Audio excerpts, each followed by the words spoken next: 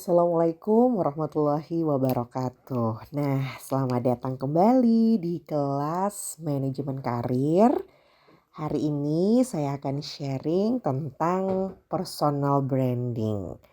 Mungkin sebagian dari kita berpikir bahwa personal branding ini hanya dibutuhkan oleh orang-orang yang dia itu mau jadi influencer, atau kalau sekarang karena lagi marak dunia perpolitikan butuh aja buat orang-orang yang mau nyalek, buat orang-orang yang mau nyapres atau mau jadi calon wakil presiden. Tapi sebenarnya nih ya teman-teman, personal branding itu dibutuhkan oleh kita semua, siapapun itu, karena memang ada manfaat yang bisa kita dapatkan dari personal branding. Betul, mungkin ada yang bilang ini adalah sebuah pencitraan, tapi bagaimana sih kita bisa menerapkan personal branding ini atau pencitraan ini untuk nantinya bermanfaat buat teman-teman dalam memasuki dunia profesional. Baik itu nanti bekerja sendiri atau nanti bekerja dengan orang lain, menjadi self-employed, jadi entrepreneur, atau mungkin teman-teman nanti akan menjadi karyawan di sebuah perusahaan. Semuanya butuh personal branding. Nah, sebenarnya secara teoritis apa sih yang dimaksud dengan personal branding? Gupta di tahun 2006 ini menyampaikan bahwa personal branding ini pencitraan pribadi yang mewakili serangkaian keahlian, suatu ide cemerlang, sebuah sistem kepercayaan dan persamaan nilai yang dianggap menarik oleh orang lain. Jadi kita menunjukkan sebenarnya keahlian kita itu ada di mana. Kalau misalnya itu sebuah ide, kita bisa menunjukkan, kita bisa menyampaikan ide atau pendapat kita yang ketika dikenal oleh orang lain, wah, si A ini ide-idenya selalu cemerlang. Si B ini ide-idenya selalu bisa diterapkan. Si C ini meskipun idenya sederhana tapi sangat sesuai atau memberikan solusi dampak yang bagus sekali. Itu adalah part dari personal branding, teman-teman. Gunanya apa ketika nanti misalnya mencari kerja? Oh, kita jadi bisa memperkenalkan kepada orang yang mau menerima kita, oh ini loh keahlian saya. Oh ini loh ide yang saya punya. Oh ini loh value yang saya ingin tunjukkan dan saya ingin kontribusikan kepada perusahaan. Itu manfaat dari personal branding. Dan ada juga Montoya dan juga Van de Hey di tahun 2008 ini menyampaikan bahwa personal branding ini adalah tentang bagaimana mengambil kendali atas penilaian orang lain terhadap diri kita sebelum pertemuan langsung dengan diri kita. Jadi ya kita harus pegang kendali dong, kita pengen dilihat orang lain seperti apa. Kita mau interview kerja ya kita pengen dong orang yang mau wawancara kita tuh melihat diri kita tuh seperti apa. Pastinya seperti orang yang pengen diterima. Seperti orang yang memang oh ini nih yang pantas untuk bisa bergabung dengan perusahaan saya. That's personal branding dan kenapa itu penting buat kita terapkan dalam kehidupan kita sehari-hari. Nah, kita flashback ke salah satu materi perkuliahan psikologi komunikasi. Buat teman-teman yang pernah ngambil kuliah ini, mungkin bisa dibuka kembali materinya. Saya pernah menyampaikan tentang yang namanya impression management. Ini personal branding, teman-teman. Proses pengelolaan kesan. Impression management ini bisa dilakukan dengan self presentation. Kita menunjukkan pribadi kita itu tuh seperti apa. Kita mau menyajikan diri kita seperti apa sih di hadapan orang lain. Ibaratnya ini makanan ya teman-teman. Kalau misalnya kita membeli makanan terus pas lagi disajikan di dalam piring, misalnya itu hanya nasi telur pakai kecap sama sambal, terus disajikan begitu aja, biasa aja. Kita pasti kayak menilai itu ya enak gitu, tapi bukan sesuatu hal yang menarik-menarik sekali. Kita mungkin akan melahapnya ya karena kita butuh lapar. Tapi kalau kita melihat nasi telur zaman sekarang yang dibikin rice box, kemudian kita lihat itu dipercantik gitu ya penyajiannya, itu harganya lebih mahal dibandingkan dengan nasi telur yang kita dapetin di Warmindo misalnya. Nah itu self presentation. Mungkin kita sama-sama, saya dan juga teman saya itu sama-sama punya keahlian yang sama. Tapi yang satu itu dipresentasikan, mampu mempresentasikan dirinya dengan sangat baik, terlihat menarik, pakai pakaiannya oke, groomingnya bagus, sedangkan yang satunya mungkin dia pakai pakaiannya asal-asalan. Nah ini secara penyajian kan beda. Orang mungkin akan menilai bahwa kita yang berhasil grooming dengan bagus, menyajikan diri kita dengan lebih menarik, mungkin kita bisa dibayar lebih mahal. Mungkin kita punya peluang untuk diterima lebih besar dibandingkan dengan rekan kita yang mungkin dia asal-asalan aja dan berpenampilan. Padahal mungkin secara kompetensi bisa jadi kita sama aja, satu level. Nah, dalam proses pembentukan kesan itu ada 3 hal teman-teman. Ini juga ada di mata kuliah psikologi komunikasi. Yang pertama ada yang namanya stereotyping. Kita tidak menutup mata bahwa stereotyping ini tuh muncul dalam kehidupan kita sehari-hari. Stereotyping ini yang menjelaskan yang namanya primacy effect. Primacy effect ini adalah kesan pertama yang sangat menentukan. Karena kesan itu yang akan menentukan kategori. Ketemu sama orang dengan wajah yang selalu cemberut, kesan pertama kita pasti langsung menyatakan bahwa orang ini nggak friendly. Orang ini nggak ramah. Itu kesan pertama karena kita pertama kali ketemu dia cemberut. Dan setelah ada primacy effect ada yang namanya halo effect. Setelah persona stimuli ini ya, persona stimuli yang sudah kita senangi itu punya kategori tertentu yang positif. Dan di kategori tersebut sudah disimpan semua sifat baik. Demikian sebaliknya, kalau tadi kita sudah bilang bahwa orang itu cemberut, berarti karena cemberut berarti dia itu nggak ramah, berarti dia nggak asik, dia nggak friendly, kalau kerja bareng sama dia kayaknya pusing deh. Halo effect, jadi semakin banyak hal-hal yang terus kita simpulkan akibat dari kita sudah tahu, kita sudah punya pengalaman bahwa orang yang cemberut itu tuh pasti nggak asik, pasti nggak friendly, jangan deh ketemenan sama dia, jangan deh kita ngerekrut dia, jangan deh kita satu tim sama dia. Sebaliknya, kalau kesannya sudah positif, kita udah mikir yang bagus-bagus. Itu halo effect. Yang kedua, implicit personal theory. Contoh, kita punya asumsi bahwa orang ramah itu pasti suka menolong, toleran, dan gak akan mencemooh kita. Kita udah punya kayak satu panduan bahwa oh kalau karena dia ramah pasti ya dia suka menolong, pasti dia asik buat diajak ngobrol, oh dia pasti toleran, oh dia pasti enak buat diajak berbincang, diajak beda pendapat, diskusi pun oke banget. Dan yang ketiga ada atribusi. Ini proses menyimpulkan motif, maksud, dan karakteristik orang lain dengan melihat pada perilaku yang tampak. Mau nggak mau ya ketika kita lagi wawancara kerja misalnya, kita nggak punya waktu banyak untuk memperkenalkan aslinya kita tuh kayak gimana sih. Yang dilihat ya selama interview itu aja dan itu ada atribusi yang menempel dalam diri kita. Kita akan dilihat, akan diobservasi, oh bagaimana kita bersikap, bagaimana kita menatap matanya atau tidak, bagaimana kita menjawab pertanyaan, itu atribusi teman-teman. Dan ini adalah proses pembentukan kesan dan ini penting dalam personal branding. Apa pengaruhnya kesan pada komunikasi interpersonal gitu? Proses pembentukan kesan ini adalah bagaimana proses persepsi interpersonal berlangsung. Dan ketika persepsi interpersonal ini berhasil kita bangun dengan baik gitu ya, ini akan mempengaruhi komunikasi interpersonal. Kalau kita diberitahu bahwa si A adalah seorang yang baik, bijak, dan senang membantu, mungkin kita mau berteman dan mau meminta nasihat sama dia. Kalau kita bisa menunjukkan bahwa kesan kita tadi ya baik, bisa menjawab pertanyaan dengan runtut, bahasanya bagus, sikap kita juga kooperatif, kalimat-kalimat yang kita sampaikan juga berisi misalnya. Ini akan membangun persepsi interpersonal pewawancara yang mewawancarai kita. Mereka mempersepsi kita bahwa oh iya dia calon employee yang bagus, saya akan merekomendasikan dia. Dan ketika kita direkomendasikan mungkin kita akan si interviewer ini akan bilang sama orang lain bahwa tolong ini jangan sampai nggak lolos gitu kan. Jadi pastikan dia bisa diterima dan ketika kita dapat rekomendasi bagus mungkin akan banyak orang menyenangi kita.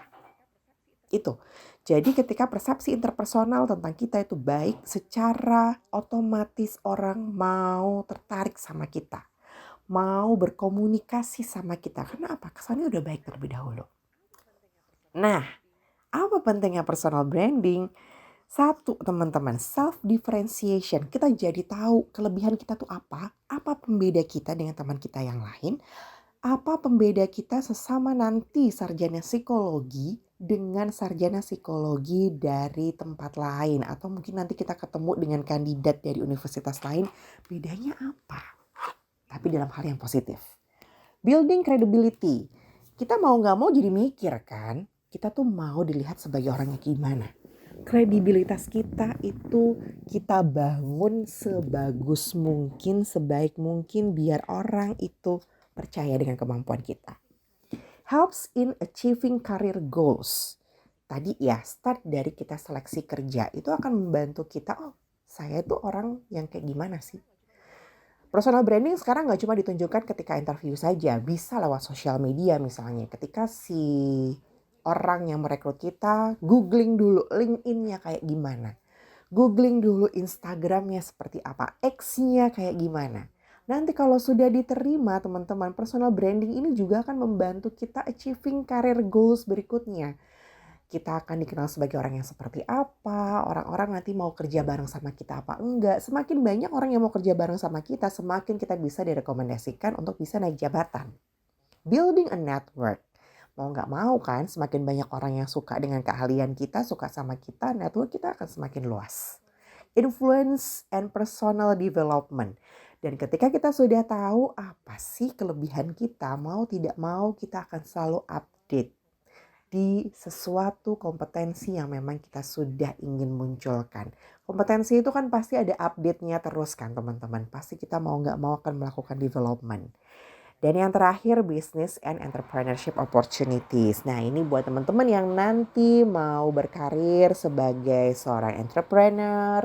Pasti ya personal branding ini akan sangat penting sekali. Atau mungkin mau jadi self-employed, mau jadi seorang trainer, mau jadi seorang pembicara, mau sebagai influencer, personal branding ini pasti akan menjadi penting sekali. Apa saja elemennya? Yang pertama diri sendiri. Ya kamu, ya diri kita ini gitu. Ya kita mau menunjukkan gitu ya, siapa sih diri kita sebagai seorang pribadi dan spesialisasi apa yang kita bisa lakukan. Teman-teman yang suka dengan klinis, kemarin misalnya saya sudah sempat bilang, klinisnya klinis apa? Anak, dewasa? Oke, sama-sama anak. Anak yang kayak gimana? Spesialisasi kita mau di mana nih? Jadi paling tidak ada hal detail yang pengen kita tunjukkan yang ini menjadi pembeda dengan sesama teman-teman sarjana psikologi yang tertarik juga dengan dunia klinis anak, tapi klinis anak yang kayak gimana? Yang kedua, promise. Ini janji teman-teman. So ada tanggung jawab. Ketika kita memunculkan satu brand tentang diri kita, ya itu tuh kita harus tanggung jawab dengan itu. Ada janji yang harus kita tepati.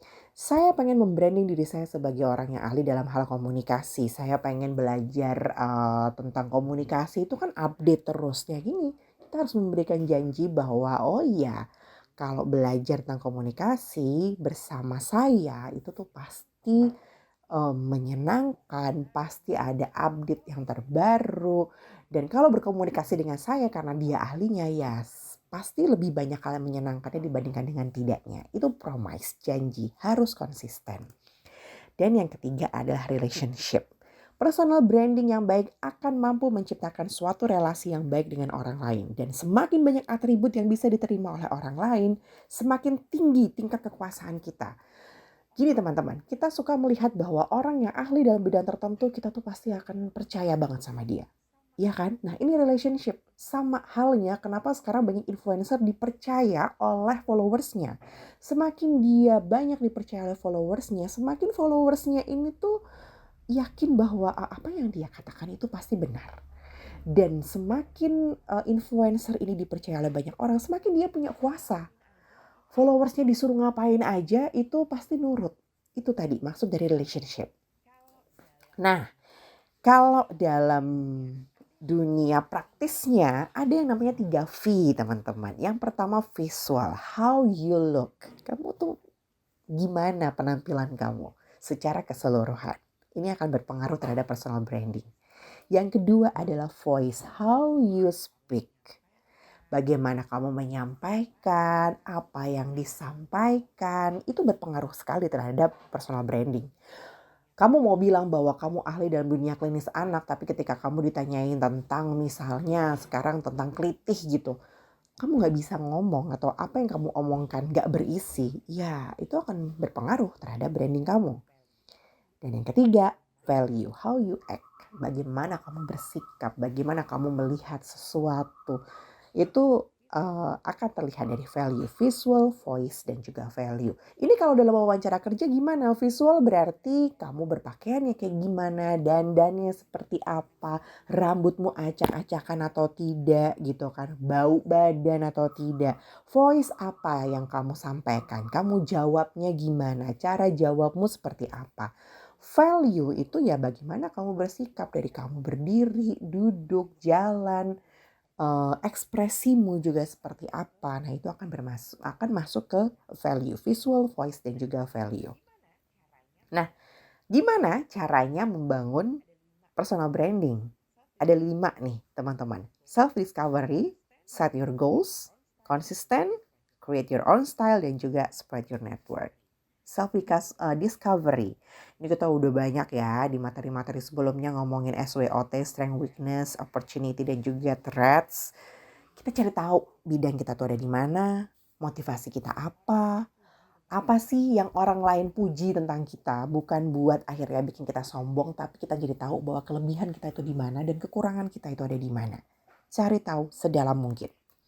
Yang kedua adalah set your goals. Kita pengen dikenal sebagai orang yang seperti apa sih? Yang ramah, yang memang senang membantu, yang memang tahu akan satu hal gitu ya. Kayak tadi misalnya kok contoh di saya adalah komunikasi gitu. Ya orang pengen tahu komunikasinya apa? Komunikasi di organisasi kah? Komunikasi public speaking buat mahasiswa misalnya atau apa? Punya keahlian apa? Atau komunikasi secara umum. Orang pengen lihat saya itu sebagai siapa. Kemudian yang ketiga adalah konsisten. Ketika sudah set your goals, kita pengen dikenal sebagai apa, ya kita harus konsisten menunjukkan itu. Create your own style. Nah, ini berhubungan dengan visual tadi. Pahami karakter kita, bentuk tubuh kita kayak apa, bentuk wajah kita seperti apa, warna kulit kita kayak gimana. Lalu grooming dan ada personal hygiene. Personal hygiene ini apa sih? Ya kita bersih-bersih badan itu tuh biasanya gimana? Sampoan berapa hari sekali? Mandi itu juga sehari 2 kali. Kemudian kalau sehari 2 kali nggak cukup karena mungkin kita menyadari bahwa tubuh kita berkeringat berlebih, ya mungkin kalau perlu tambahan mandi ya mandi.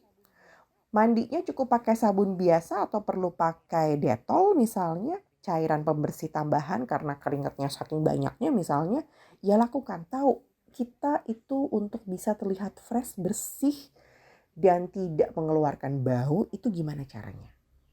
Kapan waktunya sikat gigi, apakah perlu tambahan dengan berkumur, bersih-bersih hidung, mata, jangan sampai ada belek gitu misalnya. Itu personal hygiene teman-teman. Jadi create your own style sampai pada ya kita akan mau terlihat visualnya tuh seperti apa. Spread your network. Nah ini nih, kalau sudah kita tahu kita pengen dikenal kayak gimana, kita sudah tahu kita mau berpenampilan seperti apa, kita tambah networknya. Gabung di organisasi, gabung di komunitas, ikut seminar, ikut workshop pelatihan, manfaatkan sosial media kalau zaman sekarang, dan optimalkan kualitas pembicaraan. So mau gak mau teman-teman harus belajar banyak baca, ketemu orang, kita pelajari apapun dari mereka.